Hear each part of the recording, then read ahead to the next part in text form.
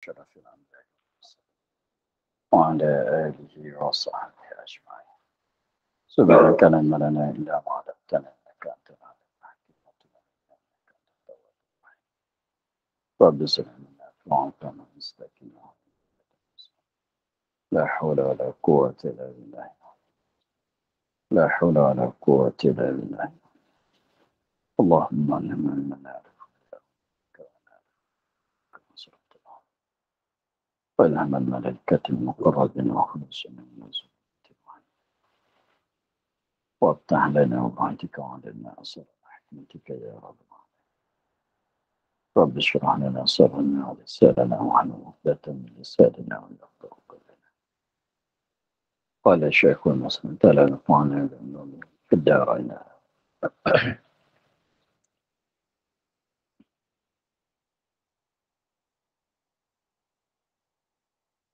Dan sungguh pun i'tikad kan makna dua kalimah itu melazimkan i'tikad tamatan iman atas jalan ijmal yang memadai pada terbinu hukum-hukum agama atasnya dan sah dan batal dan barang nak ada dan barang yang terhenti. Nak ada dan depan barang dan barang yang dan ya dan barang yang terhenti atasnya Islam. Atasnya Islam. Kitab. Betul kan? Dan barang yang terhenti atasnya Islam. Dan sentosa daripada kekal di dalam neraka. Tetapi wajib juga pada syarak atas kita mengetahui kan tiap-tiap satu tamatan daripada 50 tamatan dengan dalil.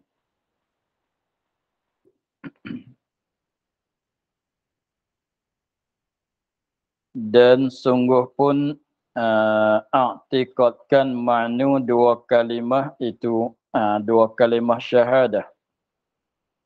Sungguh pun i'tikadkan makna dua kalimah itu melazimkan i'tikad tamatan iman atas jalan tafsil, atas jalan ijmal. Sungguhlah, betullah yang mana dulu tu katanya apabila kita ni i'tikadkan makna bagi dua kalimah syahadah la ilaha illallah Muhammadar Rasulullah, lazim daripada itu, lazim daripada kita i'tikadkan makna dia, lazim daripada itu, lazim oleh i'tikad tamatan iman atas jalan tafsil. Dengan sebab segala i'tikad kita yang 50 tamatan itu, yang 50 i'tikad itu termasuk atas jalan ijmal di bawah mana dua kalimah Islam, dua kalimah syahadah yang memadai mana i'tikad tamatan iman atas jalan tafsil, atas jalan ijmal itu yang memadai, yang mencukupi pada terbina ini untuk membinakan hukum-hukum agama atasnya, atas seorang. Apa dia hukum agama? Daripada sah dan batal. Jadi apabila seorang itu mengucap dua kalimah syahadah, apabila seorang itu mengucap dua kalimah syahadah, dihukumkan di atas dianya Islam. Dan apabila i'tikadkan makna-makna yang terkandung di dalam dua kalimah syahadah itu, maka sahlah i'tikad dia, dan memadailah untuk kita nak binakan hukum-hukum agama di atas seorang yang i'tikad tadi. Bina hukum-hukum agama atasnya daripada sah dan batal. Maksudnya apabila seorang itu dah mengucap kalau kafir aslinya, kalau orang kafir asli dia mengucap dua kalimah syahadah, dan kalau anak orang Islam dihukumkan Islam mengikut ibu bapanya walaupun tak pernah mengucap dua kalimah syahadah sekalipun dihukumkan Islam. Dan apabila mereka itu i'tiqadkan makna-makna yang terkandung dalam makna kata la ilaha illallah, maka dihukumkan orang itu orang mukmin. Maka di sisi itu bolehlah kita membinakan hukum Islam di atas diri orang itu daripada sah dan batal. Seperti kita katanya nak syarat bagi sah salat itu ialah Islam. Syarat bagi nak sah niat itu ialah orang Islam. Maka apabila orang Islam dia niat, dia salat, dia puasa, maka kita hukumnya sah. Sekiranya kalau cukup syarat-syarat rukun-rukun dia yang lain lagi. Dan begitu juga dibinakan di atasnya akan hukum Islam seperti sah kahwin dengan orang Islam, seperti boleh makan daging kurban dan boleh nak salat di atas, wajib disalat di atas jenazah dia dan wajib ditanamkan dia di dalam perkuburan orang Islam, hingga seterusnya. Banyaklah bina-bina hukum-hukum Islam dibinakan di atas sah yang tadi. Dan barang yang terhenti atas barang Islam. Bolehlah kita nak katanya perkara-perkara yang terhenti di atas barang Islam. Seperti nak kahwin dengan orang Islam, syaratnya dia tu orang Islam. Nak makan daging kurban, syaratnya dia orang Islam. Bolehlah kita letak di atas dia tu, kata kau boleh nak makan daging kurban sebab kau orang Islam. Bolehlah. Dan sentosa daripada kekal dalam neraka dengan sebab dia i'tiqad dah, sah dah iman dia. Maka lepaslah dia tu daripada azab neraka di akhirat nanti. Sungguh pun perkaranya begitu tadi, yang kata sungguh pun tadi, tetapi ada lagi yang tak lepas lagi. Tetapi wajib juga pada syarak atas kita, yakni kita orang mukallaf. Tetapi wajib juga pada syarak atas kita orang mukallaf. Wajib apa? Mengetahuikan tiap-tiap satu tamatan daripada 50 tamatan dengan dalil. Ini satu perkara lagi, sekadar katanya i'tiqad Tuhan ada, Tuhan sedia, Tuhan kekal, Tuhan tak sama dengan makhluk hingga seterusnya. Wajib bagi Rasul tu sidik, amanah hingga seterusnya. Wajib mustahil harus apa dia pada Rasul, wajib mustahil harus apa dia pada Allah. Memanglah. Tapi ada lagi yang kita perlu tahunya, wajib di atas kita mengetahuinya ialah mengetahuikan segala tamatan yang 50 itu serta tahu dalil. Jadi sekadar tahu katanya Allah ada tak memadai lagi. Tidak mencukupi lagi, tak dapat, tidak kena tahu dalil bagi tiap-tiap satu daripada tamatan iman. Tahu kata Allah ada, kena tahu juga dalil mana yang menunjuk di atas ada Allah. Tahu kata Allah itu kuasa, kena tahu juga katanya mana dalil dia. Jadi maknanya setiap satu-satu tamatan daripada tamatan iman yang 50 tamatan itu mesti kita kena tahu dengan dalil masing-masing. Dan i'tiqadkan dia kan tamatan tu, kan satu-satu tamatan tu atas jalan tafsil. Mesti kita kena i'tiqad atas jalan tafsil yang 50 tadi. Tidak dengan maknanya tidak memadai pada iman, pada sah iman sekiranya kalau dia tahu sekadar kata wajib bagi Allah, apa dia? Wajib bagi Allah segala sifat kamalat. Dan dia tahu katanya mustahil atas Allah segala sifat kekurangan. Sekadar itu atas jalan ijmal tidak memadai. Sekiranya dia tahu kata Allah wajib bagi Allah itu segala sifat kamalat, tapi tanya setengah daripada sifat kamalat tu apa dia tak tahu. Dia tak tahu setengah daripada sifat kamalat tu apa dia tak boleh nak tahu, dia tak tahu katanya wujud kidam baqa, yang kata 13 sifat, yang katanya 20 sifat atas khilaf. Hanya dia tahu katanya Allah Tuhan wajib bersifat dengan segala sifat kamalat, mustahil bersifat dengan sifat kekurangan. Yang katanya mana dia setengah daripada sifat kamalat yang kau kata wajib, mana dia setengah daripada sifat kekurangan yang kau kata mustahil, dia tak boleh nak jawab. Maka itu pun tidak memadai. Nak bagi memadai itu dia kena tahu juga setengah daripada sifat kamalat bagi Allah Ta'ala yang kita kena tahu dengan secara tafsil itu pun wajib, seperti tahu kata wujud kidam hingga akhirnya. Dan apabila dah tahu kata wajib kidam hingga akhirnya, wajib pula kena tahu dalil-dalilnya bagi tiap-tiap satu.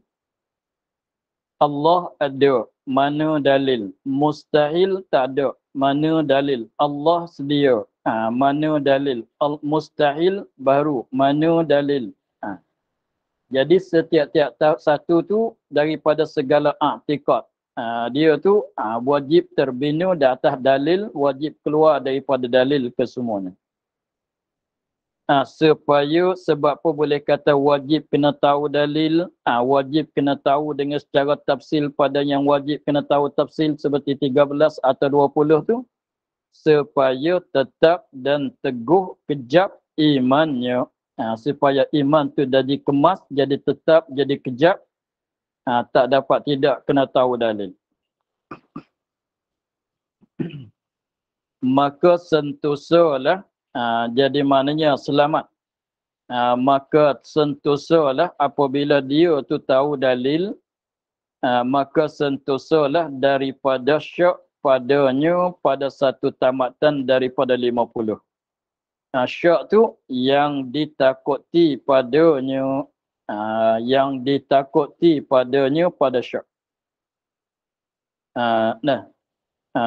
Dia kalau siapa tahu kata Allah ada tetapi tak tahu dalil, maka boleh jadi dia tak nak selamat daripada kedatangan syak pada ada Allah. Kerana syak bahkan zon, syak dan zon itu perkara yang wajib, syak dan zon pada perkara yang wajib diiman dengan dia, dengan ijma' itu kufur. Jadi sebab jadi kufur. Kufur ini sebab membawa kepada jadi kufur. Jadi sekiranya maksudnya kalau seorang tu dia dah tahu, dia dah i'tiqad kejap kata Allah itu ada, mustahil tak ada, wajib bagi Allah itu sedia, mustahil baru, tetapi dia tidak tahu dalil. Maka dengan sebab dia tak tahu dalil, boleh jadinya nak kedatangan syak, kedatangan zon pada perkara yang itu, pada ada Allah. Boleh jadi. Boleh jadi nak kedatangan syak, nak datang zon, tak jadi yakin 100% pada i'tiqad itu. Maka pada halnya, syak dan zon ini kalau berlaku pada benda yang wajib kita beriman itu menyebabkan jadi kufur. Tengok dia katanya kerana syak dan zon itu, kerana syak bahkan zon. Zon pun sama dengan syak di sini. Syak dan zon di mana? Pada perkara yang wajib diiman dengan dia, dengan ijma' ulama. Perkara yang wajib diiman dengan dia tu seperti wujud kidam baqa, wajib wujud, wajib kidam, wajib baqa hingga seterusnya. Mustahil tiada, mustahil baru, mustahil binasa hingga seterusnya. Pada Rasul pun sama. Nah, maka sekiranya kalau ada syak dan zon itu sebab jadi kufur. Jadi kufur macam mana? Dengan sebab iman dia tu ada taraddud. Dengan sebab syak 50-50. Jadi maknanya dia terasa kalau syak pada ada Tuhan tu dengan mana sekali sama berat di antara ada dengan tiada. Kalau zon tu dengan maknanya berat kepada berat sebelah balik ada, tapi ada boleh jadi tiada. Ada boleh jadi.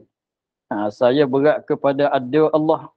Saya berat kepada saya lebih berat kepada Tuhan ni ada. Tapi sekali-sekala ternampak juga sikit-sikit katanya boleh jadi tiada. Tapi boleh jadi itu tiada tu yang rendah lah, kurang lah. Maka dari kerana inilah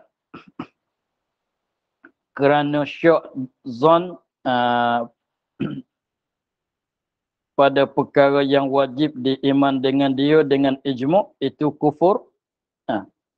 Menegah ulama akan orang-orang yang menerima pelajaran. Menegah oleh ulama akan orang-orang, yakni orang-orang mukallaf. Orang mukallaf mana? Yang menerima pelajaran. Dah. Apa maksud yang menerima pelajaran? Mana kalau dia belajar, dia akan dapat faham benda yang dia belajar. Yang menerima pelajaran, maknanya dia ni kalau dia belajar, dia akan faham benda yang dia belajar. Menegah daripada taklid pada aqaid itu. Daripada taklid pada aqaid. Dengan sebab nak mengelak daripada zon, untuk nak mengelak daripada syak, untuk supaya tak kedatangan syak pada i'tiqad.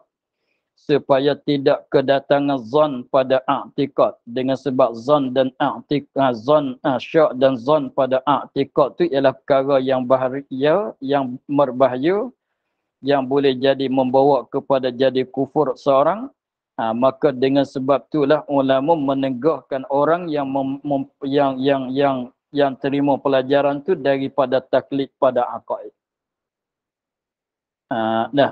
Jangan taklid pada bab akidah, pada bab pegangan. Jadi pada pegangan kata ada Tuhan, jangan taklid pegangan kata Tuhan sedia. Jangan taklid pegangan kata Tuhan kekal, tidak binasa. Jangan taklid pegangan pada kata Tuhan tak serupa dengan makhluk, wajib menyalahi dengan makhluk, tidak serupa sama sekali. Jangan taklid. Sebab kalau taklid tu bahaya. Sebab i'tiqad seorang dengan secara taklid itu tak lepas daripada kemudaratan, tak lepas daripada kemerbahayaan kufur. Kemudian apa makna taklid? Iaitu taklid mengaku hati dan berpegang dengan barang yang berkatakan dia kan barang oleh yang berkatakan dia orang lain oleh orang lain, dengan ketiadaan nampak dalil, dengan dia tak tahu dalil, tak nampak dalam fikiran dia tu akan dalil bagi benda yang dia berpegang. Hanya dengan semata-mata percaya kepada orang yang berkata jua. Semata-mata dia percaya kepada orang yang berkata jua. Maka itu dikatakan taklid. Macam rupa taklid yang ada di kita sekarang ni ialah begini. Kita percaya kepada Imam Syafi'i. Ini dalam bab fiqh kita taklid lah. Dalam bab fiqh kita taklid Imam Syafi'i lah. Kalau kita orang mazhab Syafi'i, kalau orang mazhab Hanafi, dia taklid Imam Abu Hanifah. Maka rupa kita dalam bab fiqhnya kita taklid, kita tak tahu dalil. Kita tak tahu dalil, kita taklid betul-betul akan pendapat bagi Imam Syafi'i. Maka Imam Syafi'i katanya nak ambil wuduk itu kau mesti kena niat. Kita pun percaya begitu. Dengan maknanya kalau ambil wuduk tak niat tu kita kata tidak sah wuduk, tak boleh nak solat dengan wuduk itu sebab tidak ada niat. Itu maknanya kita berpegang dengan barang yang berkata dengan dia oleh orang lain. Siapa dia orang lain? Ialah Imam Syafi'i. Dengan ketiadaan nampak dalil. Kita tak tahu dalil. Kita tak tahu dalil. Dalil fiqh. Hanya semata-mata percayakan orang yang berkata je. Percaya pada Imam Syafi'i. Tengok Imam Syafi'i katanya, kau nak ambil wuduk, mesti kau kena niat. Kalau tak niat, tidak sah. Kita pun percaya kepada dia. Kita ikut. Kita tahu ke tidak dalil kata mana, dalil menunjuk kata wajib kena niat kepada masa ambil wuduk. Kalau tak niat, tidak sah. Tahu ke tidak kita dalil? Tak tahu. Lagi pulanya Imam Syafi'i katanya ketika kau sapu kepala itu memadai dengan satu juzuk walaupun tidak keseluruh kepala sekalipun memadai. Kita pun apabila kita ambil wuduk kita sapu akan kepala satu helai rambut saja. Maka mengikut pendapat bagi Imam Syafi'i kata sah. Maka kita ikut dia, apabila kita ambil wuduk, kita basahkan tangan kita, kita sapu sedikit saja kat kepala. Sebab ikut betul-betul Imam Syafi'i kata, itu dah memadai. Maka kita ikut. Sapu sedikit saja di kepala, satu kali pun dah memadai, kita pun solat dengan wuduk itu.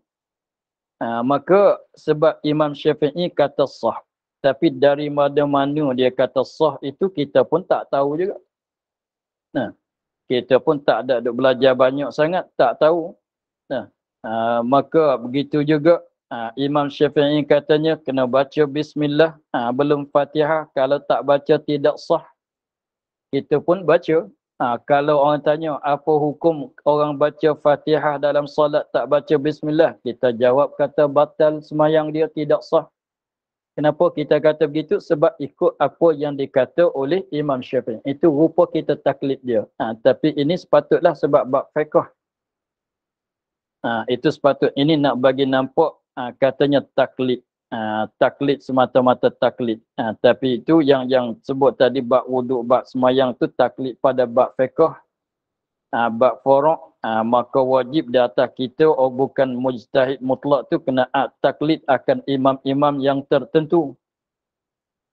Maka tengok nak bagi nampak taklid dalam bab fiqh kitanya, mengaku hati dan berpegang tengok, mengaku hati kita dan berpegang hati kita dengan wajib niat wuduk.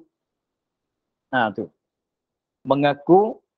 Kalau orang tanya kita, wuduk ni kena niat ke tidak? Mesti, dia jawab, mesti kena niat, tak niat tidak sah wuduk. Itu maknanya dia mengaku dan dia berpegang. Tapi dia berpegang kata wajib wuduk tu dengan barang yang berkatakan dia oleh orang yang lain. Kita kata wuduk wajib kena niat. Sebab kita berpegang dengan perkataan Imam Syafi'i. Lepas tu berpegang dengan wajib niat pada wuduk itu, tak tahu dalil. Dengan ketiadaan nampak dalil, tak tahu. Tak tahu dalil. Mana dalil kata wajib niat, tak tahu kita. Hanya dengan semangat semata-mata percayakan orang yang berkata jua. Semata-mata percaya pada Imam Syafi'i. Imam Syafi'i kata wajib kena niat, kita pun ya, saya nak niat. Kalau tak niat, saya tak solat dengan wuduk itu. Itulah rupanya taklid. Maka dalam bab akidah, dalam bab furu', dalam bab fiqhnya, dengan sebab kita bukan orang peringkat mujtahid mutlak semacam Imam Syafi'i, Imam Maliki, Abu Hanifah, Imam Ahmad Hanbali, maka wajib kita taklid. Tetapi di dalam bab aqaid, dalam bab i'tiqad, maka tak dapat tidak kita kena tahu dalil. Tak dapat tidak kita kena tahu dalil. Dengan maknanya kalau kita berpegang dengan suatu perkara, kalau tak tahu dalil, maka dikatakan taklid pada bab mana-mana sekalipun. Ingatnya begitu. Kalau kita tak tahu dalil, tak kiralah bab i'tiqad ke, bab masalah fiqh ke, bab mana-mana dalam hidupan kita hari-hari pun, nah, kita ikut orang kata saja. Dengan tak tahu dalil, maka itu panggil taklid. Nah, itu panggil taklid. Seperti kita taklid orang dulu. Apabila nak buat gulai, nak gulai masalan, kena masuk repah-repahnya begini. Kenapa kena masuk benda ni? Kena masuk kayu, bunga cengkeh masalan. Kena masuk serai, kena masuk halia masalan. Kenapa kena masuk benda ni? Tak tahu juga sebab orang dulu buatnya begini. Kita pun ikut. Tak tahu kenapa serai. Kenapa kena guna kunyit masalan. Kenapa kena guna bunga cengkeh, kayu manis. Tak tahu juga. Maka itu panggil taklid. Tak tahu alasan sebab apa kalau katanya masukkan serai supaya nak potongkan bau pada ikan masalan. Kalau tahu tu lainlah. Ni kalau katanya mesti seperti katanya nak gorengkan ikan mesti garam kunyit. Kenapa kunyit? Tak tahu. Orang dulu, orang semenjak orang tua dulu lagi, apa dia nak goreng ikan tu mestilah garam kunyit. Tapi tak tahu pun sebab apa kena guna kunyit. Kalau guna serai ke tak boleh ke? Tak tahu. Maka itu rupa taklid dah tu. Rupa taklid. Tapi itu bab kehidupan itu tak payahlah. Tak payah kita kira. Tapi nak cerita kata itu dah panggil taklid. Itu dah panggil taklid. Kalau musim hujan, payung tu bulat. Bentuk payung, daun payung tu bulat. Kenapa tak 4 persegi? Tak tahu juga. Orang dulu buat bulat, kita pun ikut buat jadi bentuk bulatnya gitu. Kenapa payung tak jadi 4 persegi? Ikut gitu ya. Maka itu panggil taklid. Kenapa nak bulat tak boleh 4 persegi masalah? Itu taklid panggil. Dengan tak tahu alasan. Jadi pendek katanya apa-apa perkara sekalipun, kalau kita tahu tapi kita berpegang dengan suatu perkara tapi tak tahu dalil. Tak tahu usul asal dia. Maka panggil taklid. Sama juga di dalam bab hadis. Katanya kalau hadis yang disebut di dalam Sahih Bukhari, sahih kesemuanya. Bukan tak ada hadis yang dhaif. Hadis-hadis Nabi yang disebut di dalam Sahih Bukhari, hadis sahih. Kenapa hadis ini sahih? Kenapa hadis ini hasan? Kenapa hadis ini dhaif? Kita mengikut ulama cerita kata hadis ini hadis sahih. Kita pun cerita begitu, tahu gitu. Ini hadis sahih.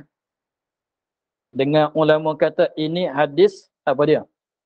Hadis dhaif. Kita pun pegang dengan dia. Ini hadis dhaif. Mengikut kata Imam Bukhari. Maka macam sebab apa dihukum kata dia tu dhaif? Kenapa dihukumkan hadis ini sahih? Tak tahu usul asal dia. Maka itu taklid ke semua panggil. Jadi maknanya itulah.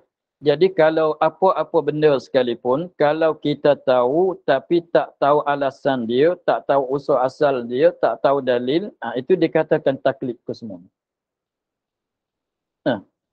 Datang suatu hadis, innamal a'malu binniyat wa innamal likulli imri'in ma nawa. Orang tanya, apa hadis yang kau baca tadi, hadis sahih ke hasan ke dhaif? Kita jawab kata hadis sahih.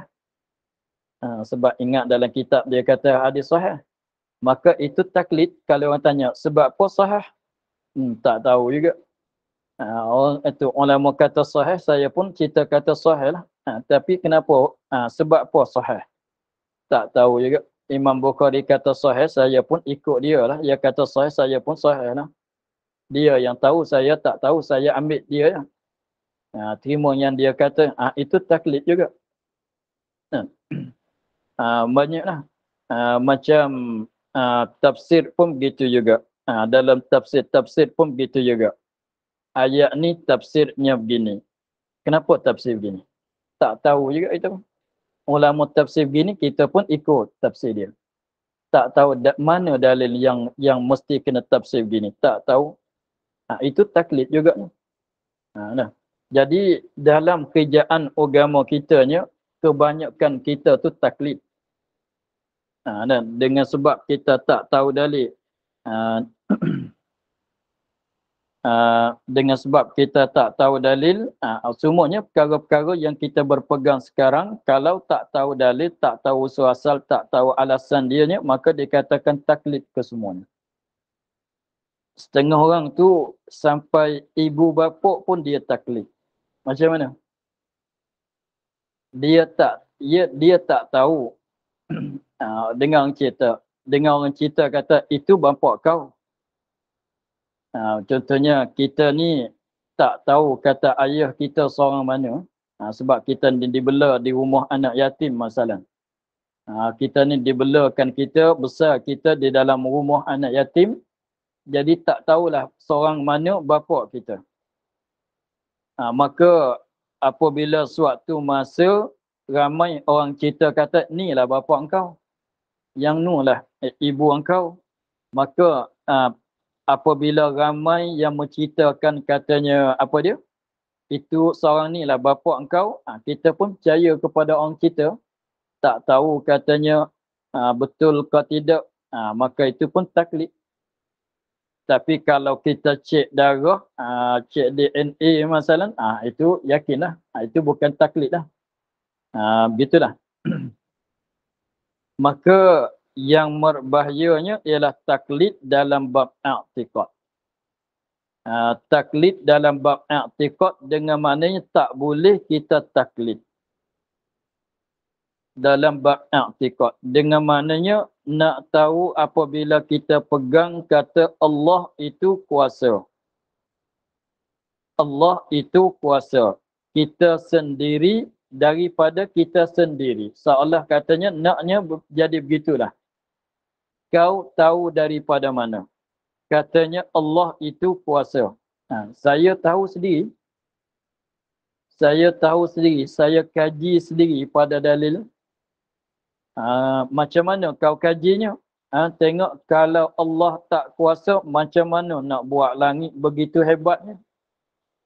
Macam mana dia nak buatkan saya kalau dia tak kuasa nak buat? Kalau dia tak bersifat dengan sifat kuasa, macam mana dia nak tasarruf, nak meretahkan, nak bagi makan minum pada saya, nak bagi saya bernafas, nak bagi saya kenyang, saya lapar dan sebagainya. Macam mana dia kalau dia tak kuasa dia nak buat? Itu maknanya dah tahu dalil. Jadi maknanya kita tahu kata Allah kuasa tu bukan sebab orang cerita, sebab kita fikir sendiri. Apabila kita fikir sendiri, itu maknanya kita dah tahu dalil. Kalau yang lemah, kalau Tuhan itu lemah, memang tak boleh buat saya. Tapi dia dah buat saya. Nak buat mesti kuasa, mesti tahu, mesti tanda. Banyaklah dalil dia. Maka itulah katanya kita dah tahu dalil. Bukan kita katanya tahu katanya Allah Ta'ala kuasa itu bukan dengan sebab dengar daripada mulut guru-guru, dengan ceritaan daripada guru-guru, itu bukan. Bahkan kita nampak dalam hati kita sendiri. Walaupun dalil itu dalil ijmal, tidak boleh mendalami pada dalil sekalipun, dah memadai.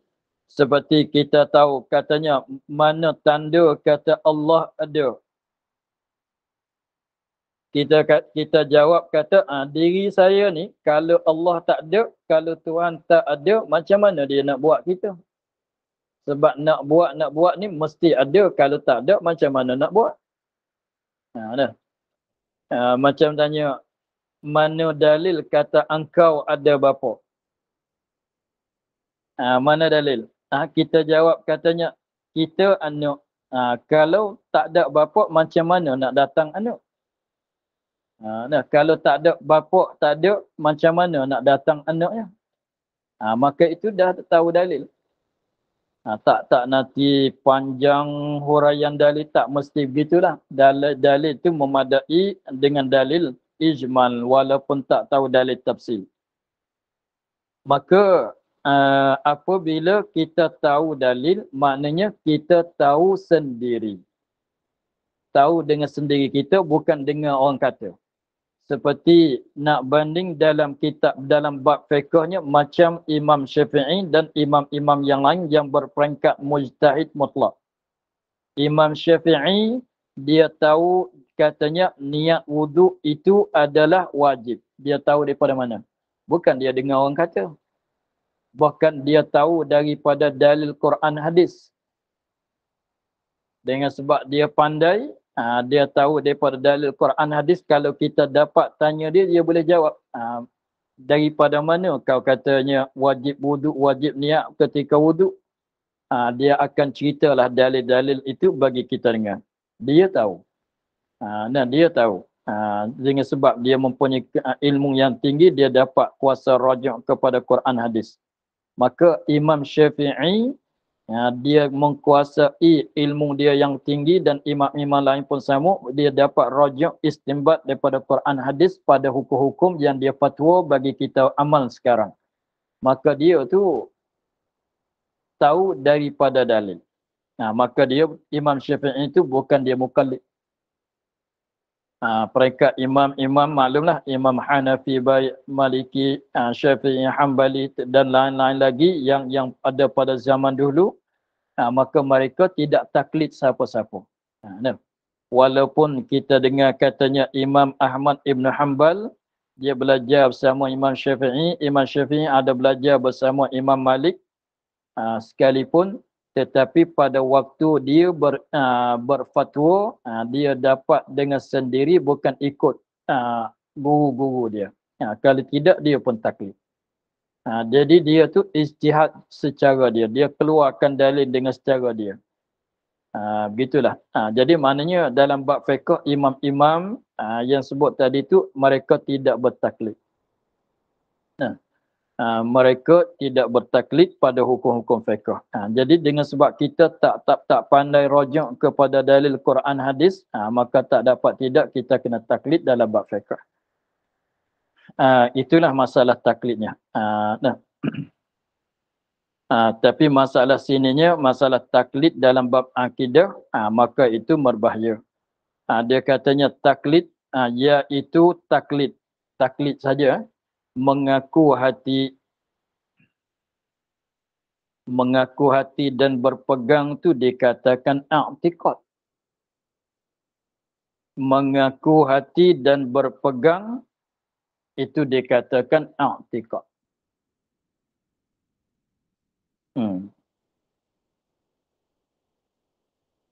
Benda yang kita mengaku terima dalam hati kita, benda yang berpegang dalam hati kita, itulah dikatakan i'tiqad. Tapi tengok benda lah. Ada kalanya i'tiqad tapi bukan berakidah iman. Seperti kita tahu, kita berpegang, kita mengaku dalam hati, katanya nasi itu mengenyang. Nasi itu boleh mengenyangkan. Maka itu i'tiqad tapi pada adat, bukan berakidah. Semacam sekarang, waktu sekarang, apa i'tiqad kita dengan waktu sekarang? Ialah siang. Itu pun i'tiqad juga. Banyaklah segala perkara yang mengaku dalam hati kita, yang kita berpegang dalam hati kita, dikatakan i'tiqad. Dalam bab fiqh pun ada i'tiqad. Tengok, semayang 5 waktu, apa i'tiqad kita? Wajib. Semayang zuhur, apa i'tiqad kita? 4 rakaat. Kalau tidak nak qasar. Apa lagi? Semayang zuhur, waktu dia antara mulai daripada gelincir matahari. Itu i'tiqad kita juga. Kalau mandi basah, itu pun i'tiqad kita juga. Maknanya semua segala perkara yang ada keputusan dalam hati kitanya, itu dikatakan i'tiqad ke semua. Apa i'tiqad kita tentang langit di atas ke di bawah? Saya i'tiqad kata langit sebelah atas, bumi sebelah bawah. Itu i'tiqad juga. Itu pun i'tiqad juga. Lembu, daging lembu halal, itu i'tiqad juga. Daging monyet, haram, itu pun i'tikad juga. Jadi maknanya dalam hidupan hari-hari kitanya tak lepas daripada i'tikad. Itu rumah saya, ini rumah kau, itu pun i'tikad juga. Nah, setiap kita dengar dengar orang tu, orang ni, Bilal ni suara yang elok, itu i'tikad. Semuanya i'tikad. Yang maknanya yang kita ada tahu dalam hati itu dikatakan benda yang kita i'tikad. Tapi sebab tu dia tak ia kait kata aqaid iman. Sebab tu dia kait di sini. Aqaid iman. Lagi pulanya dalam kitab usul ni, kitab Usuluddin ni, apabila sebut katanya i'tikad, yakni i'tikad tentang i'tikad iman itulah. I'tikad kata nasi itu mengenyang, itu tak masuk dalam i'tikad iman lah. Tapi panggil i'tikad segalanya. Nah, kereta lebih laju daripada berjalan kaki, itu satu i'tikad. Nah, kalau naik matahari siang, itu satu i'tikad. Banyaklah. Jadi segala apa dia, kalau dalam bahasa kita panggil nisbah suatu perkara kepada suatu perkara atau nafi, itu dikatakan i'tikad. Yang panggil kata hukum tu lah. Itu i'tikad. Tapi yang dimaksud di sini ialah i'tikad tentang keimanan. Sebab tu panggil aqaid iman, tamatan iman, dia panggil begitu. Sebab dia katanya tamatan iman, tamatan tu aqaid, akidah. Maka dia kata aqaid iman, tamatan iman, aqaid iman. Untuk nak keluar aqaid dalam adat, dalam bab fiqh, begitu. Kita i'tikad katanya puasa bulan Ramadan bagi orang yang kuasa adalah wajib. Itu pun i'tikad. Makan minum membatalkan puasa. Itu i'tikad. Tapi bukan bab akidah. Bukan bab akidah, bahkan dalam hukum furu', dalam hukum fiqh. Jadi segala perkara tu sungguh begitu daknya begini, itu i'tikad ke semua.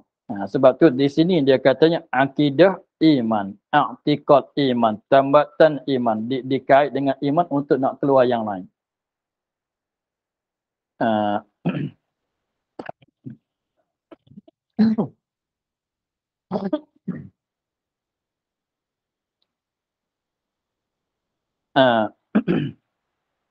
Iaitu mengaku hati dan berpegang. Tentang kata mengaku hati dan berpegang, itu dikatakan i'tikad. Itu dikatakan i'tikad.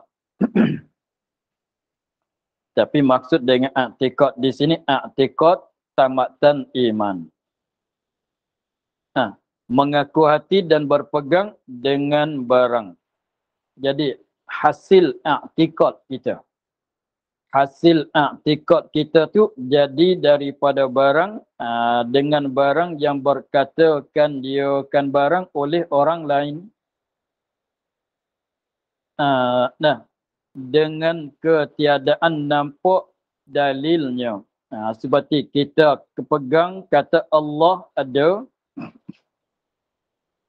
Allah ada dengan pegang kata Allah ada itu dengan barang yang berkata oleh yang lain. Dengan guru katanya Allah ada, kita pun pegang kata Allah ada.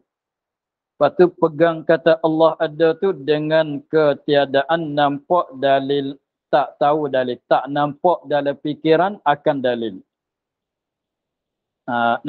Tak nampak dalil, tak nampak usul asalnya, kenapa kena ada, tak tahu.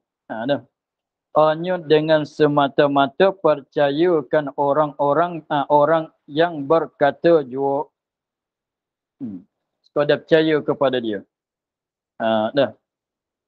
Kerana ini kembali kepada asal. Kembali pada asal katanya, apa dia tadi? Wajib juga wajib juga pada syarak atas kita mengetahui dengan dalil tadi. Nah, kerana apa boleh katanya i'tikad kitanya mesti kena hasil daripada dalil, kerana barangkali jatuh ia di dalam umpama syak apabila dibahas, apabila ada orang bahaskan kataan dia. Nah, barangkali dia jatuh dalam umpama syak. Dikandaki umpama syak tu ialah zon dan waham. Dikandaki umpama syak tu ialah zon dan waham. Kerana barangkali boleh jadi dia tu terjatuh di dalam syak atau zon atau waham. Bila nak jatuh dalam syak dan zon dan waham dan bila dibahas pada barang yang dia i'tikad, dibahal tu man dia i'tirad, digalangi pada barang dia i'tikad. Contohnya kalau dia dia tidak berdalil, tidak ada dalil, dia kemas dengan mulut guru katanya Tuhan tak sama dengan makhluk. Ya. Tuhan tak sama dengan makhluk. Kalau dia katanya begitu. Kita pun berpegang dengan apa yang dikata oleh guru kita, katanya Tuhan tak sama dengan makhluk. Tetapi apabila orang yang mengesyaki, kalau orang kata begini, Tuhan ada, kita ada. Kita berjalan, Tuhan pun ada macam kita. Tuhan kena berjalan juga. Kita ada, Tuhan ada. Kita makan, Tuhan pun makan juga sebab sama-sama ada. Kalau kita tak kemas dengan dalil sifat mukhalafah, boleh jadi apabila orang bahasnya begitu, orang i'tiradnya begitu, boleh jadi kita pun datang berpapah, datang syak dalam hati. Sebab apa? Sebab kita tak kemas dengan tak ada dalil. Begitulah. Tapi kalau kita ada kemas dengan dalil, kita orang datang mengesyaki pada kita pun tidak boleh buat apa-apa pun. Begitu. Sebab tu katanya di dalam bahaya kalau tak tahu dalil.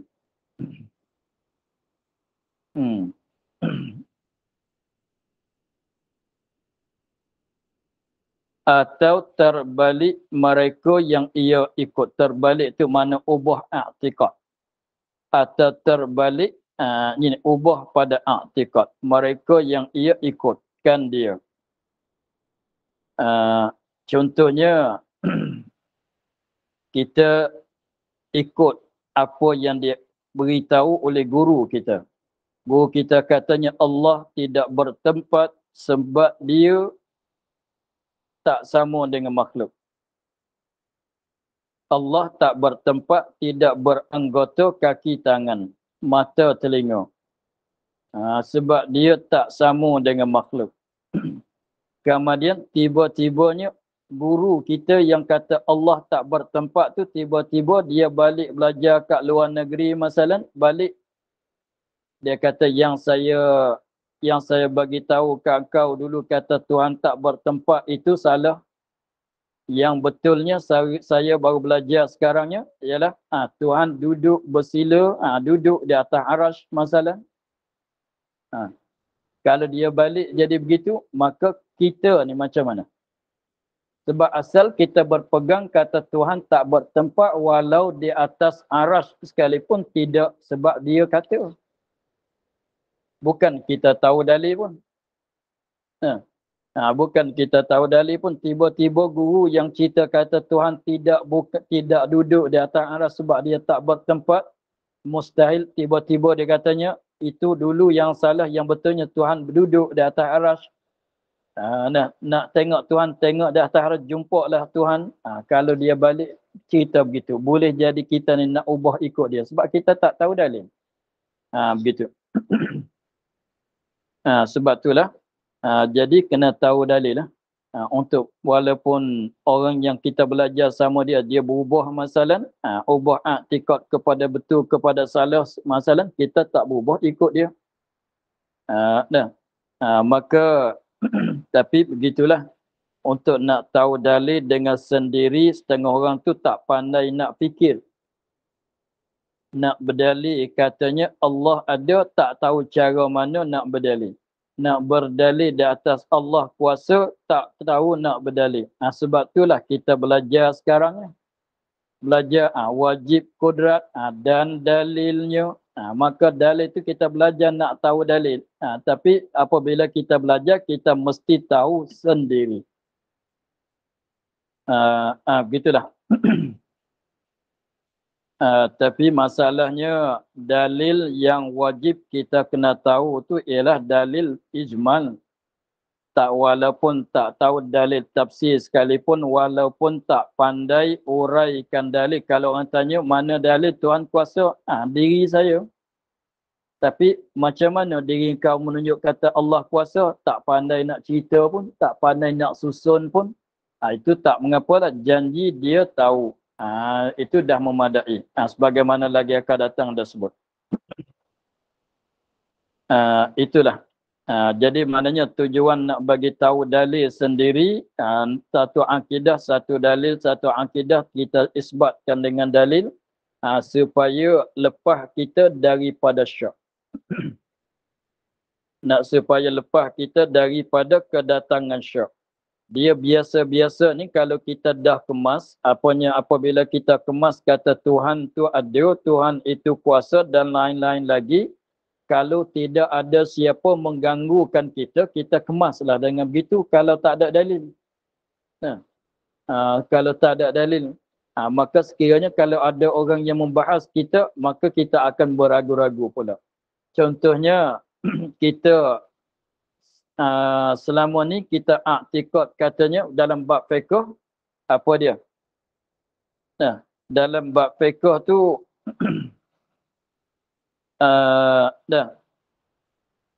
dalam mazhab Syafi'i, baca bismillah adalah wajib. Tak baca tidak sah. Tak baca tidak sah. Tapi apabila kita belajar dalam mazhab lain, dalil menunjuk katanya tak wajib tu ada. Kita nampak sebelah sana pula. Boleh jadi nampak kata, nampak betul dalil balik katanya tak wajib baca bismillah. Tu mana datangan syak tu. Tapi tak mengapalah dengan sebab bab fiqh. Kalau kita setuju dengan pendapat Hanafi katanya tak wajib, ikutlah. Itu tak mengapa.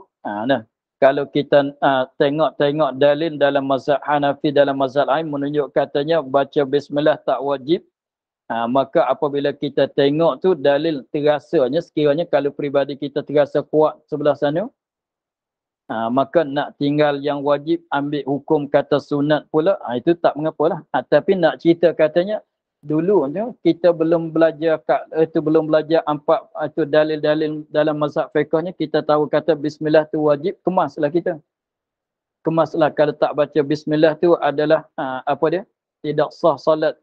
Tapi apabila kita belajar empat mazhab, masalah tengok mazhab lain tu katanya bismillah tu adalah sunat, kalau tak baca pun tak mengapa.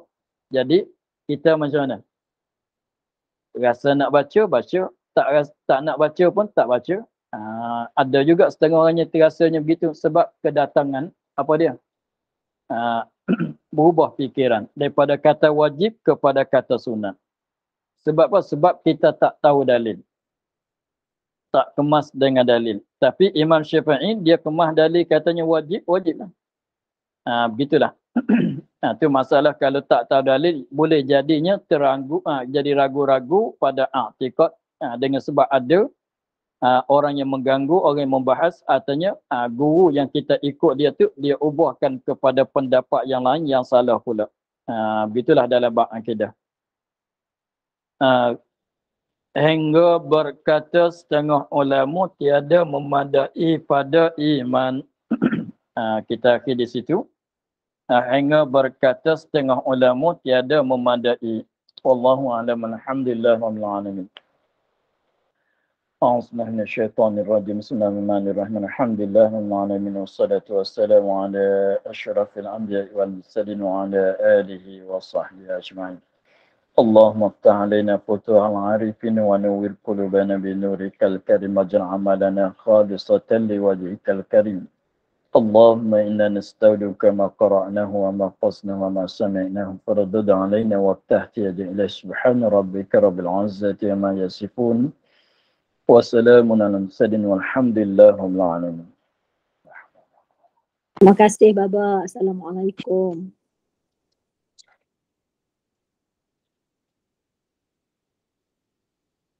Terima kasih Baba. Assalamualaikum. Assalamualaikum warahmatullahi wabarakatuh. Assalamualaikum. Assalamualaikum warahmatullahi wabarakatuh.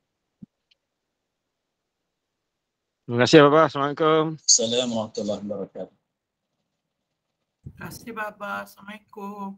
Waalaikumsalam Terima kasih Baba. Assalamualaikum. warahmatullahi wabarakatuh. Ya, sama-sama. Assalamualaikum warahmatullahi wabarakatuh. Waalaikumsalam.